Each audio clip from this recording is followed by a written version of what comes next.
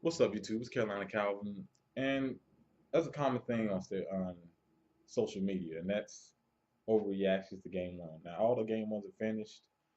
We do have two games coming on tonight, which is our the second game in those series, and that's the Chicago Bulls playing the Milwaukee Bucks. That's at 8 o'clock Eastern Standard Time, and the New Orleans Pelicans playing the Golden State Warriors. That's at 10:30 Eastern Standard Time.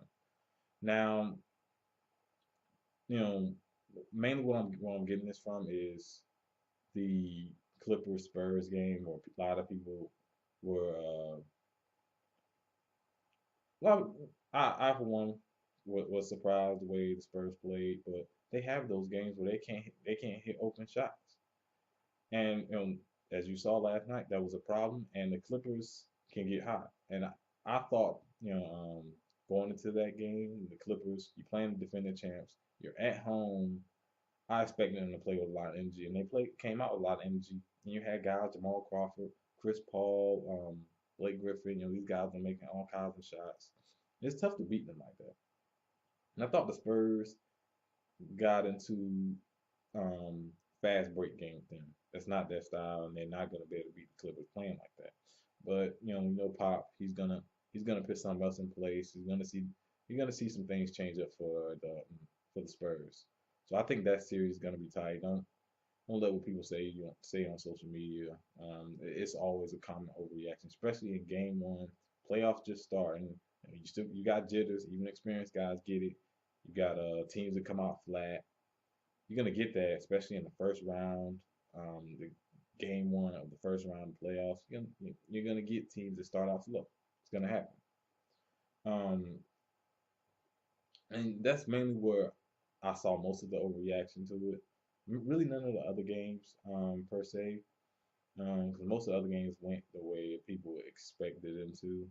Um, Golden State beating down the Pelicans, Memphis beating down another Portland team that's been injured, Atlanta.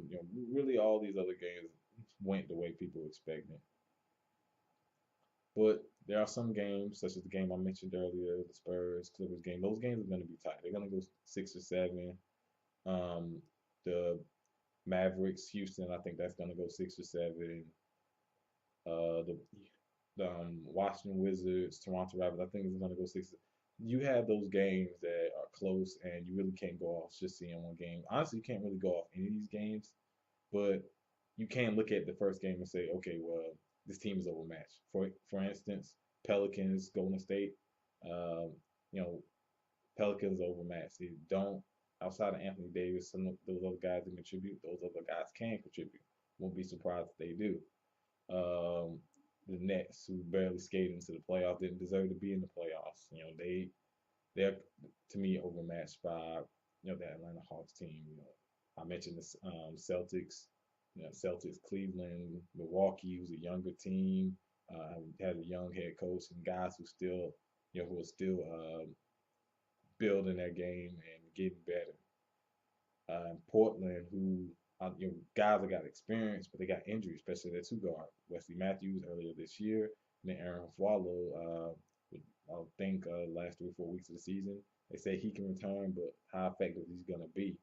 They need him at full strength because they don't have a lot of depth on that team. So there are series that you could point and say, well, this team has a high probability of winning just because you just look at the matchups, you look at looking at game one and how easy it's coming to some of these teams and just how difficult it is to score. Look at the Celtics game. You watch that game, the Celtics struggle to score, and that's a testament to some of the defense the Cavs played. But you look at that roster for the Celtics, don't have really a lot of guys who can consistently get their own. The Nets aren't running anything, and you're running against one of the best passing teams, one of the best offenses in basketball, in the Atlanta Hawks. So, like I said, there are games that there are series that you can look at that you can say, well, I can definitely lean more towards it this way. And there wasn't really overreaction to really any of those games, but that one game, that Spurs Clippers game. And as I said, it's something that happens every year.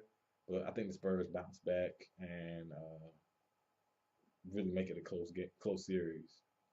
Now, you really don't. A lot of teams really don't figure out each other until game two or three when all the changes are made. Teams create new game plans, so you see different things. Games two and three, but enough with the overreactions. We'll see. Late in the next two games, those usually tell you how the series will go. But if you like this video, of course, hit that thumbs up button and subscribe. Thanks for watching.